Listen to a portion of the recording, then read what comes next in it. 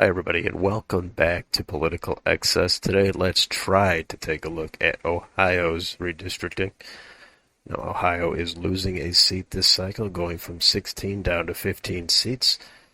There's currently 12 Republicans and 4 Democrats. There's a few retirements happening. The process for redistricting, this has been a complete mess. There was a commission, and of course, after everything was signed into law, tons of court challenges, state Supreme Court rejected the maps narrowly several times. The process is still not finalized. There is a primary that's supposed to come up May 3rd. You can read about that process if you'd like. I'm going to just try to analyze the current map and a little bit of the general fairness. So if this map stands and goes into effect, we are looking at 12 Republican-leaning districts and 3 Democratic-leaning districts. 3 of those Republican districts are within single digits. Now, as for the geography, it's certainly not pretty, but the reputation of this map has been it's the absolute worst. And on the geography front, there's plenty more states that have overt cracks down the middle of cities to completely sway the vote. I think North Carolina, of course, did that multiple times.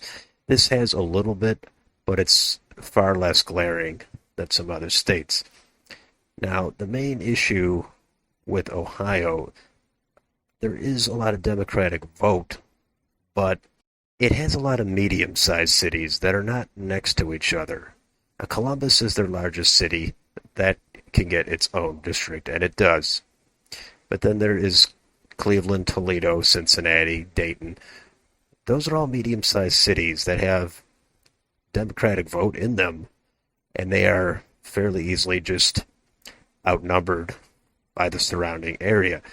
So it is not favorable geography-wise to have a lot of Democratic seats.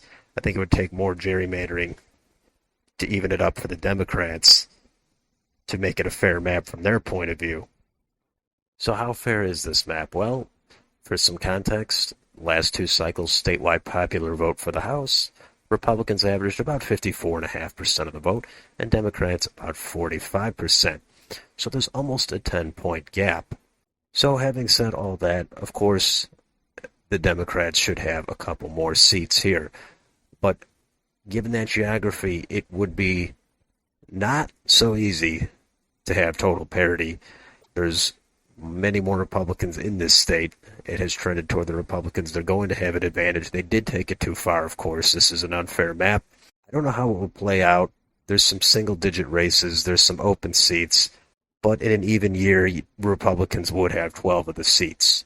And in this environment, they probably would have 13. So that's obviously a bad map. This is sort of the inverse of Illinois and what the Democrats did there. They packed all the Republicans into 3 very strong districts. And here, the Democrats, they're coming up short for sure. There should be another couple seats that are tilt Democrat at least, and maybe another 1 or 2 that are competitive. But again, it does seem like the Republicans are going to, no matter what, come out of this with a majority of seats at a worst-case scenario. It's just the geography and where the vote is does favor them. So it's not a good map. It is a bad map. It's one where the Republicans tried not to hold back. They went all out. So far, they've had a lot of legal battles, and I'm not sure what will happen. I just wanted to try to take a little bit of a glance at Ohio at this point, toward the end of my reviews for the redistricting. So let me know what you think of this map. If you enjoy this content, please like, share, subscribe. Leave a comment down below. Thank you for watching. I'll see you on the next video.